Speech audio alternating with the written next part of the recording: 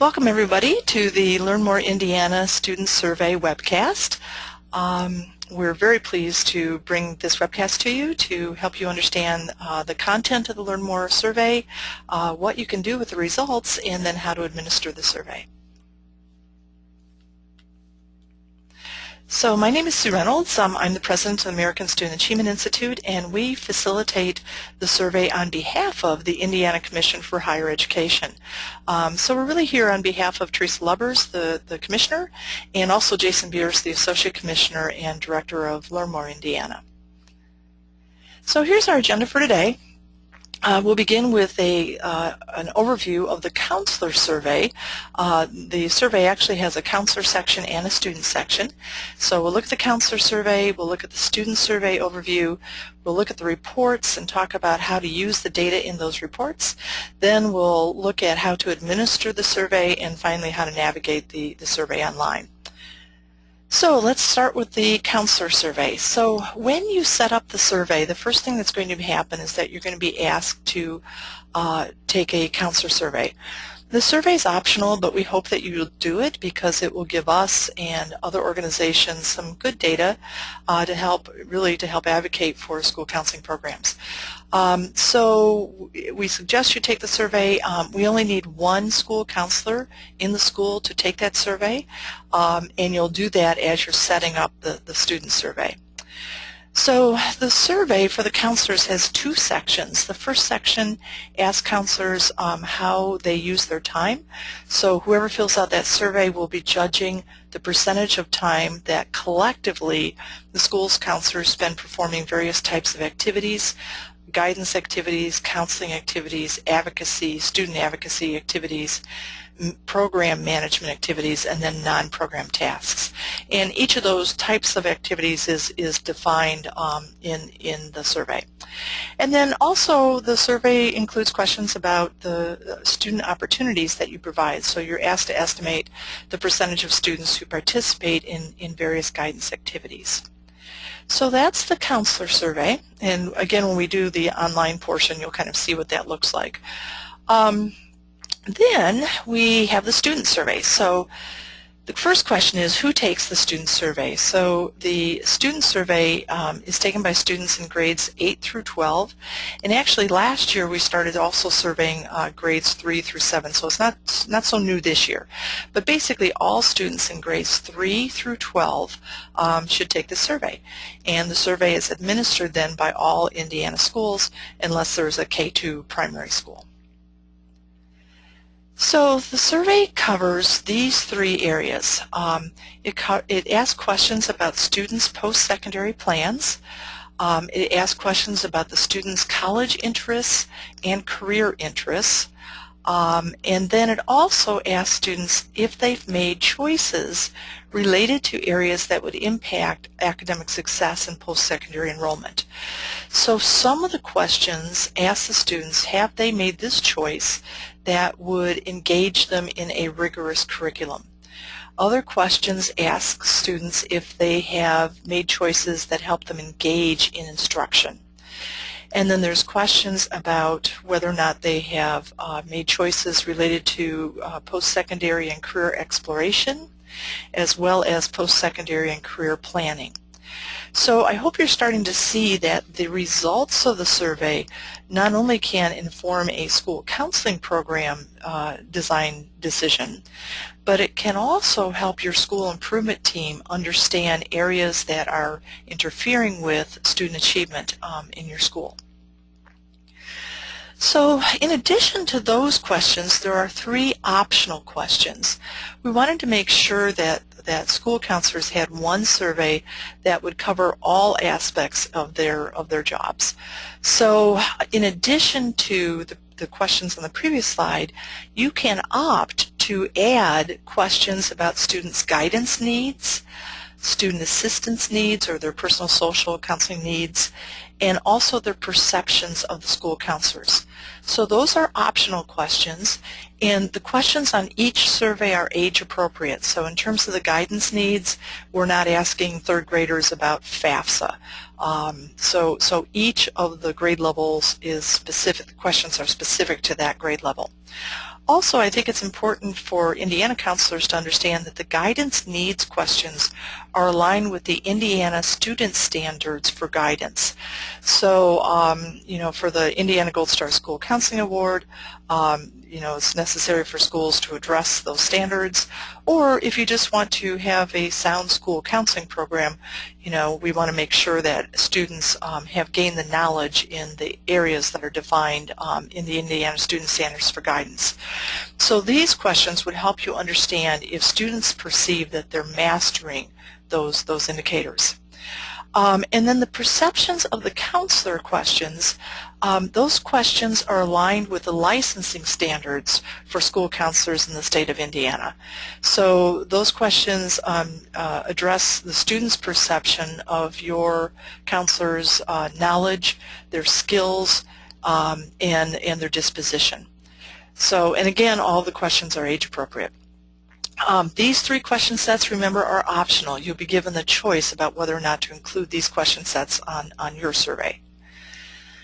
Okay, so after the students take the survey, here are the survey reports that you can see. And really, quite frankly, for me to take the time to give a survey and do all the coordination of giving the survey, I'm going to want to know if I can use those survey results. Otherwise, it's a waste of time. So here's what you'll be able to get out after the survey. First of all, let's look at group data, and actually you're able to get out individual student responses as well as group aggregated data. So we're first looking at just the group data. Okay, so after your students have taken the survey, a screen will come up that looks like this, and it has each of those buttons represents a different report. So I'm just going to kind of walk through these reports. The first report is a summary report. It includes all questions and all students, so it's just a summary. And then you'll see that if I go across that row, instead of seeing all questions, I could ask for a report that just shows the plans and choices questions, or just the guidance needs questions, or just the student assistance questions. So, so you can ask for all questions or just a subset of the questions. Then the other thing I want to point out here is that any of those icons that are yellow, that means that those icons are password protected. The only people that can see those reports are the school counselor that have the username and password. So that data is never public unless you decide you want to share that data. So so yellow, password protected, blue is public data. Okay, then in the next rows we start the drill down reports, which I find to be incredibly rich. If I were still in the schools, I would like majorly dig into these reports. So I can tell the computer, show me the data, but drill it down by grade level. You know, maybe you know, the aggregated data is showing that, you know, all students don't know what a FAFSA is, but I'm not so concerned if a 9th grader doesn't understand what a FAFSA is. So I might ask for the drill down report to see if the issue is at the senior level or the 9th grade level. Then I can also do a drill down report by gender, by race and ethnicity, by lunch program, free and reduced lunch status, 21st century scholar status, IEP or special ed status, whether or not the parents have been to college, and my favorite report to look at is the typical grades drill down report. It's amazing to me the difference in choices that a student who gets D's and F's on the report card makes versus a student who gets A, B's, and C's. And again, for your school improvement team to look at that engagement and rigorous curriculum data and the student engagement instruction data, to be able to drill this down and figure out exactly which students aren't engaged will really help your school improvement planning as well as your school counseling program development. You can also create a student group, so this gives you the possibility to say, you know, I'd like to see what my 3rd grade boys say or my 3rd grade Hispanic students are saying. So you can create a student group. And then finally, we'll talk more about this later, but you also have the ability to ask the computer to tell you which students answered a question in a specific way. So we'll chat more about that in a second.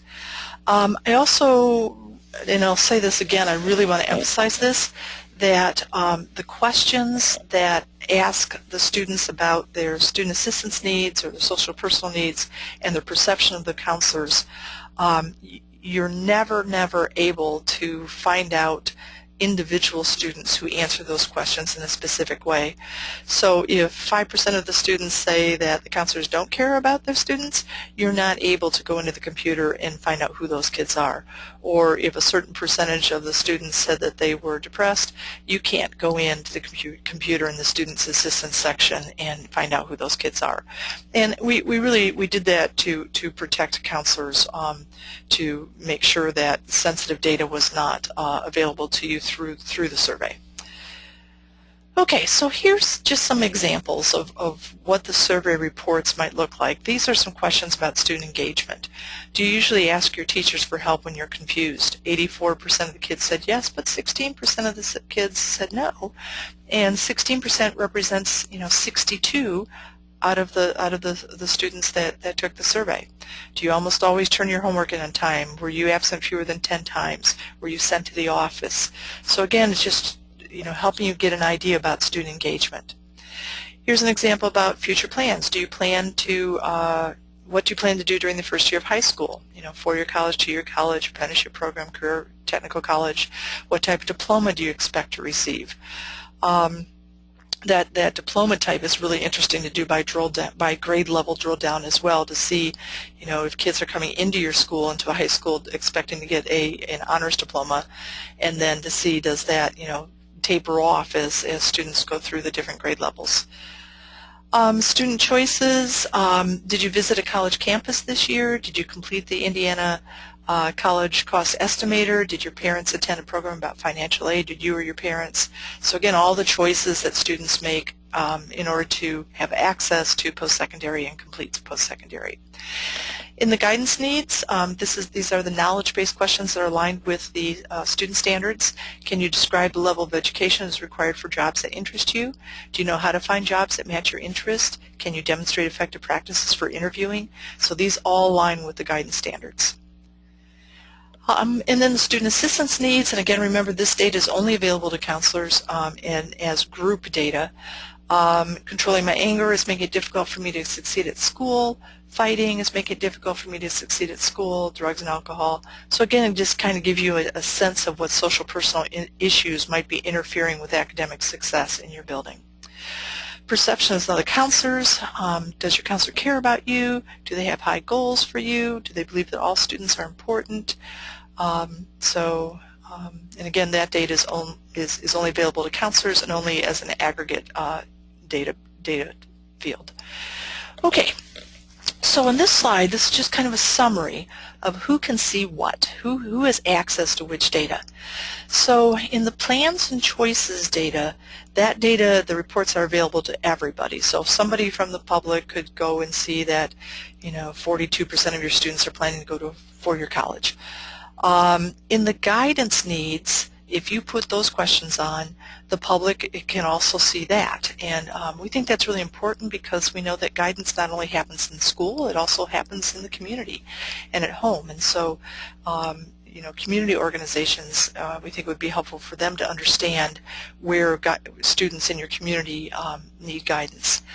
And then the other question sets, the student assistance, perceptions of counselors, and the counselor survey responses, those are only available to school counselors. The public can never see those things. Okay, so uses for the group data, we've kind of been talking about this: school improvement, school counseling programs, community outreach programs, and then state agencies. So here is, just as an example, there's a state initiative called the Indiana College Success Coalition. It's a group of, right now, over 1,900 community organizations that are willing to provide guidance for students. And some of it may be that they're going to take students on a campus visit, or some may be that they're going to talk with their parents who may be their employees about the availability of financial aid. So it's kind of to complement what you're doing in the school, but it's community-based organizations. But I wanted to show you that this is another initiative that our organization facilitates, and in our work with them, we help those organizations look at the student data in their county, including the data from your school. So when you give the survey, you're supporting this county initiative, community-based initiative as well. And then in redesigning school counseling, or the Gold Star School Counseling, the data that you're collecting would help you if you decide to go through the redesigning school counseling process. Okay, so I wanted to give you an example of grade level drill down reports. So let's just look at this one question. Do you know where to find extra help in courses if you need it? And when I pulled up the summary data, it probably said around 75% of the kids said yes to that. And I may be thinking, you know, it's probably the 9th graders that didn't say yes because they're new to our school. So I look at the drill down report and I find out that it's not the 9th graders, that we're pretty even across the board in terms of where kids can find extra help. So then I might be thinking, well, let's see what it is with free and reduced lunch. Maybe it's the kids who are the lower income kids who don't know where to find help, and I really need to focus on them. So I look at this and I see there is a little bit of a gap there, but not a large gap. Maybe you'd want to focus a little bit more on the free and reduced, but in your guidance program, but not a lot. But then when I look at typical report card grades, kids who get A's and B's, they know where to find extra help. Kids who get D's and F's do not. And so if I were still in the schools, I'd be wanting to figure out, okay, who are those kids who get D's and F's? And let's make sure the next time I speak with them that I tell them about the extra help that's available in our school, or using the student list generator, I can just zip those kids an email. So I would be specifically looking at the 15 students who said they didn't know where to find extra help, and the 11 students who said that they weren't sure. So of the D's and F's, I really want to hit those kids hard. If your school is looking at improving academic achievement for the students in the bottom 25% of your class as one of your Department of Education goals, this might be something you really want to focus on. So so we really want to use the report to find kids that need extra guidance. And then let's talk about that student list generator so you can know how to do that. So here's how the student list generator works. First of all, during the survey, we ask students 3 questions. The first one says, would you like your school counselor to provide you with individualized information about how to plan, prepare, and pay for college? If the students say yes, then we're letting them know that gives permission for their contact information and the responses to the academic guidance, career guidance, and choices questions to be shared with their school counselor. And we only do this for students in grades 8 and above. So the student list generator will not work with 3rd grade through 7th grade, just 8th and above. So that's the first opt-in question. And then the second opt-in question is, would you like Indiana colleges to provide you with individualized information? And again, if they say yes, then we're saying we're going to provide your contact information to the colleges. And the third opt-in says, would you like Learn More Indiana to provide you with individualized information? And then they can opt into that. Okay, so if the students say yes, then we provide their contact information either to you, the school counselor, to the state, or to Indiana colleges, depending on how they answer those opt-in questions. We did want to point out that we have reviewed this practice with our attorney who specializes in FERPA, and he has decided that all of our handling of data is compliant with FERPA and the applicable Indiana code to student surveying. So just want to make you aware of that, and we can provide you a copy of that if you would need that. So to get a student list, you would go into the report page. You would click on the student list generator, one of those tabs down there, one of those buttons in the bottom. And just another reminder, you cannot get students' names for the student assistance questions or the counselor perception questions. So after you click one of those icons, then you get a screen that says that is going to help you create the student list. So in this case, we're saying to the computer, I want a list of students who get A's and B's on their report card and say they're going to a 4-year or a 2-year college, and say they're not going to, or they're not sure if they're going to take an AP course. Then we're going to tell the computer, okay, those are the kids I want, and what I want is an email list for them. So all those students' email addresses will come up with commas between them, and then all you need to do is put those students' email addresses into the to box of your email, and then you can send them a message like, you know, we saw in the Learn More survey that you report getting A's and B's, you're interested in college, but you're not thinking about taking an AP class. You know, we really would recommend that you consider this. Here's a link to go to look into what AP is about. Or, you know, we're going to have a lunch tomorrow for kids that might be interested in AP. Come have lunch with us.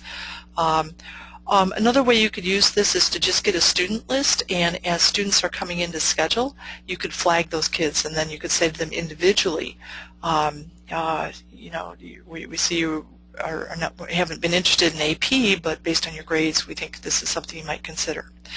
So there's all kinds of reports. Another one that is one of my favorites is pulling up kids who get D's and F's who don't know where to find the extra help, and then making sure that you're letting kids know that information.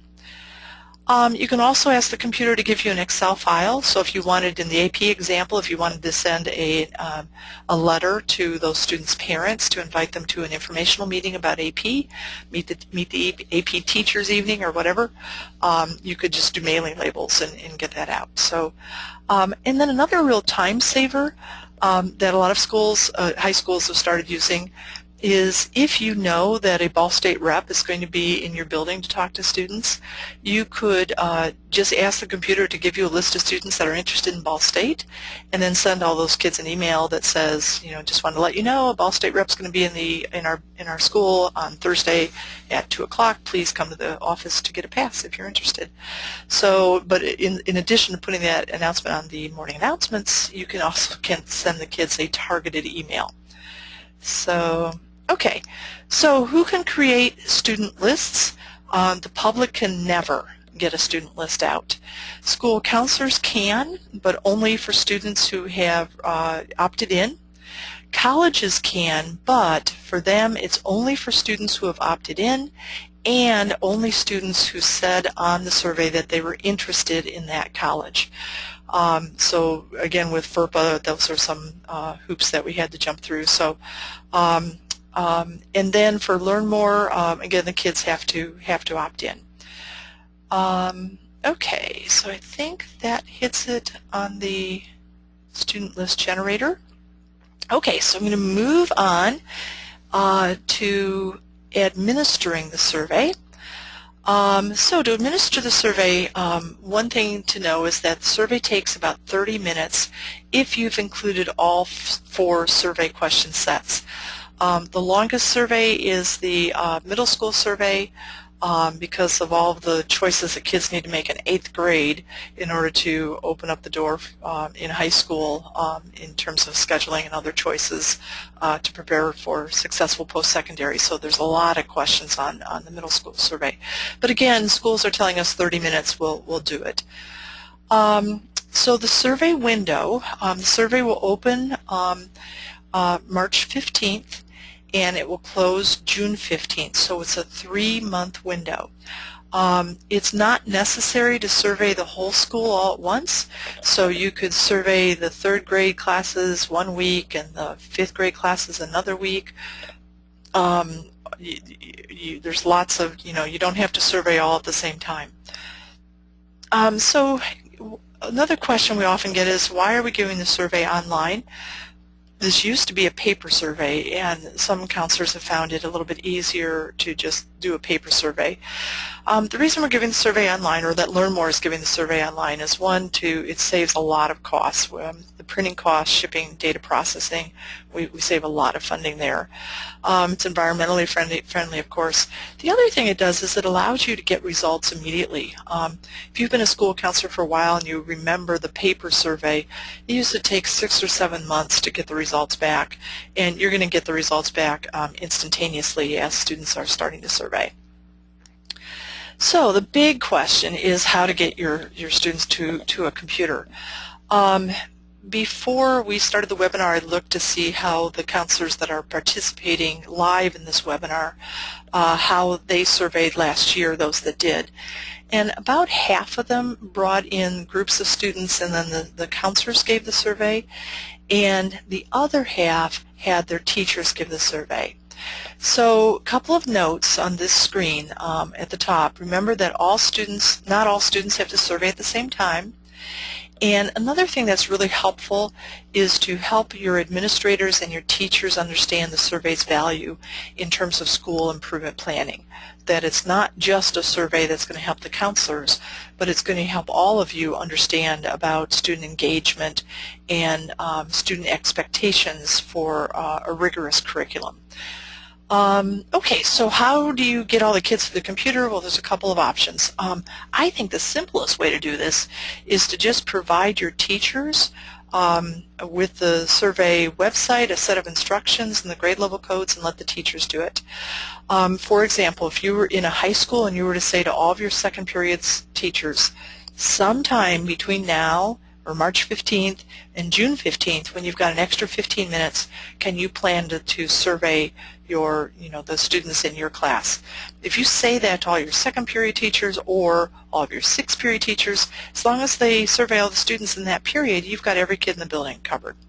So I think that's a really simple way to do this, and from our quick survey of counselors participating in this webinar, about half of you did it that way last year. And then the other way is to bring 20 to 30 students at a time into one or more computer labs over several days and have the counselors administer. An interesting note, one of the schools that is participating today, they have a policy where students can bring their own technology to school. So and it is possible to take this survey on an iPhone or an iPad, so you could have bring your technology to school day and give the survey all at once. So yeah, so lots of different ways to do this. We know it's possible. We had tens of thousands of students surveyed last year, so we know it's doable to get all kids to the computer. It just takes some planning. Okay, another question that you may have is, why do we give the survey in the spring? It used to be a fall survey, and we often hear from counselors that we're so busy in the spring, and as a former school counselor, I totally understand that. The reason we give the survey in the spring is to allow students to answer questions about the choices they made in the current school year. So the survey will say things like, did you take a career interest inventory this year? Did you visit a college campus this year? Did you submit a FAFSA this year? Did you talk to your parents about college this year? When we gave the survey as a fall survey, we weren't sure if kids were remembering what they did in the previous school year. And the questions all had to say, think back to last school year. Did you do this? And we just didn't have a lot of confidence in the student responses. So by moving this to a spring survey, we thought that the responses would be more reliable. The other thing that this does is that by moving it to a spring survey, we can ask seniors about what they did in the senior year. So did you submit a FAFSA?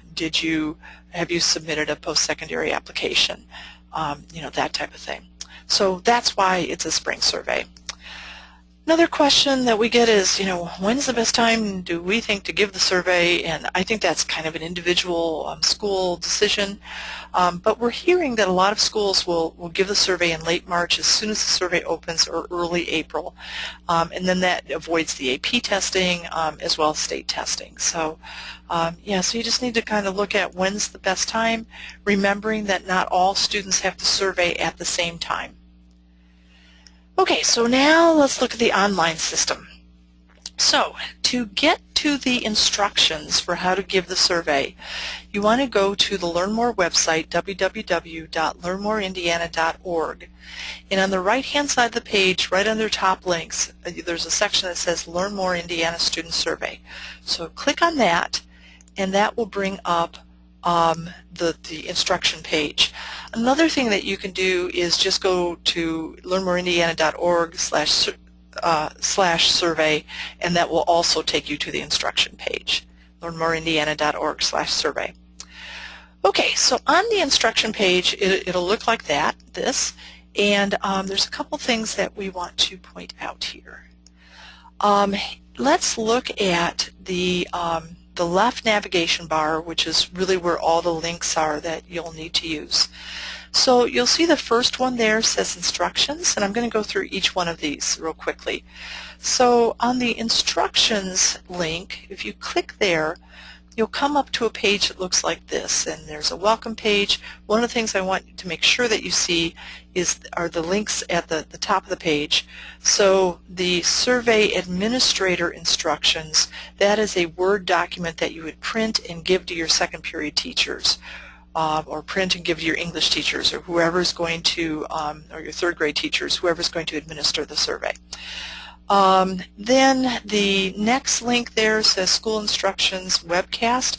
That's the webcast that we are recording right now. So later tomorrow, this will be available and posted on the website. And then if you want to see the questions, you can click that third link, and a document will come up that gives you all the questions. So then in the instructions part, there's instructions for setting up the survey. Remember, you need to pick which survey questions go on your school survey. So, and I'll walk through that in a minute. And then there's instructions for how to give the survey. Okay, so that's on the instructions page. Now let's come back to the left navigation bar, and this time I'm going to click on Setup. So when you only need to set up the survey once, and you are not able to set up the survey until the survey opens on March 15th. So on March 15th or after, you're going to click the setup link, and you'll get a screen that looks like this, where you're asked to put in a username and password for your school. These usernames and passwords were mailed to every Indiana school in 2010. If your school is participating in Redesigning School Counseling or Indiana Gold Star School Counseling, it's the same password. There's just one password for all of this. My guess is that many of you don't have no idea where that username and password is. So if that's the case, there's instructions there for how to replace your lost username and password. Basically, you have to download a form, and your principal signs off and tells us who to send the new username and password to, and then we'll send it to that person. Okay, so you have to log in order to set up the survey, and then once you've logged in, the first thing that you'll see is a question that says, would you like to take the counselor survey? And we hope you say yes. When you say yes, then a link will come up that says take the counselor survey now. So you'll click on that, and then here's what the counselor survey looks like. You're asked, first of all, to identify how much time you spend doing different types of tasks. And there's also the question that says, are these percentages based on a time task log? So if you've logged your time and you know you've got good data based on that log, we'd like to know that. If not, you can just estimate how much time you spend on guidance, counseling, advocacy, program management, and non-program. So in non-program, you'll see in the definition, we're defining as any activities that school counselors do that have nothing to do with helping students master a guidance indicator. In other words, it's not a guidance activity, and it's not helping students overcome a personal social issue that's interfering with learning, so it's not a counseling activity. It's not an advocacy activity where you're being an advocate on behalf of a student or a student group, and it's not a school counseling program management activity. So it's not one of those four things, then it's non-program, and so we want to estimate the percentage of time that you spend doing things that has nothing to do with guidance or counseling. And we're we're looking forward to putting together state-level data on that as well.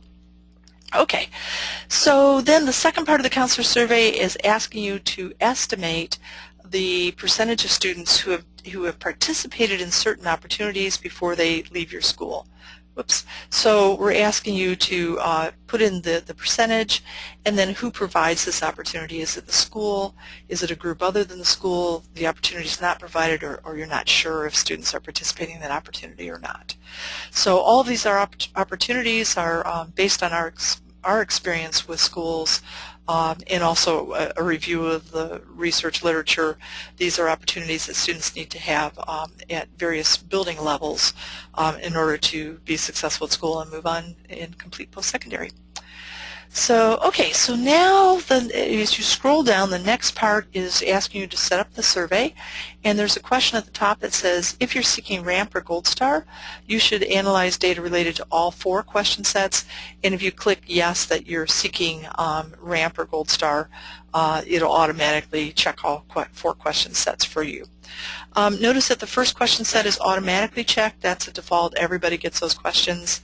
And we put the questions here again so you can see them if you'd like to.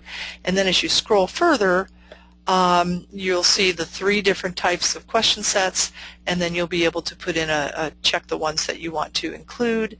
And again, you can see the questions before deciding if you want to include the questions or not. After you've made those selections, then hit submit. And then this screen will pop up and you'll be given your school's survey codes. You need to make sure that you write those codes down, and please make sure you write them down correctly. You'll notice that each code starts with a number that corresponds to the grade level of the students who will take that survey. We're just reminding you that students will enter those codes into the survey welcome page. And then we're also giving you a reminder here of which question sets you selected to be on your survey. And then a little reminder, you can edit the question sets until the first student has taken the survey, and at that point the survey sets are locked in. So once students start surveying, you cannot remove the student assistance questions, the perceptions questions. You're locked in. But until that point, you can edit those. Okay, let's look at the reports real quickly. When you click on that icon, you're going to get this report page that you'll click to determine what reports you want. And then for students, when they take the survey, this is what will happen. We suggest that you are bringing students to a room, house, and computers. So it's the teacher bringing the students to that room, or the counselors are bringing the student to that room.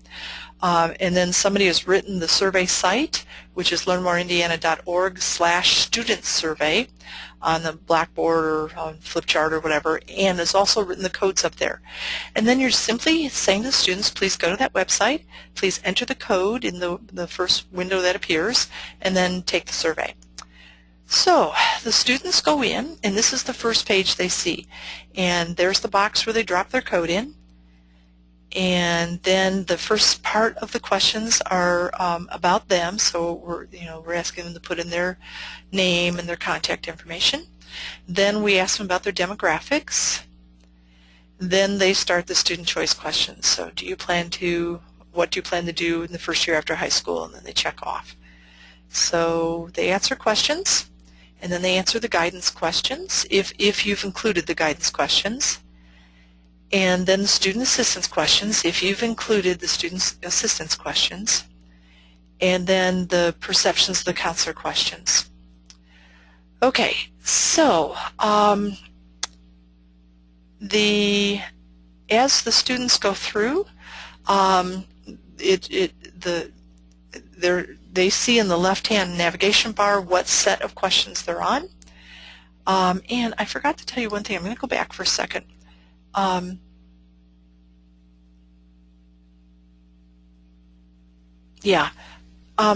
In between, so we ask the student demographics questions as they start the survey. Then they do the student choice questions and the guidance questions. And then they're going to be asked again to a second time to put in their demographics. And when you're surveying, the kids will say to the administrator, you know, I already put in these demographics. Why is this here again? The reason is that we have to do that for confidentiality purposes, and really that's all you need to say to the students. You know, that's in there twice. We know it's there on twice. It's for confidentiality purposes. We had to do it that way because this survey, while it appears to be one survey, it's actually two surveys, so that we cannot associate the responses to the social, personal, and perception questions with the students' contact names and contact information. So so it looks like it's one survey, but it's really two surveys. We do want, though, to associate the counseling needs and the perceptions questions with the demographics, so that you'll know if students are saying my counselors don't care about me, you can go in and see, was it the Hispanic students or the white students? Is it the third graders or is it the sixth graders?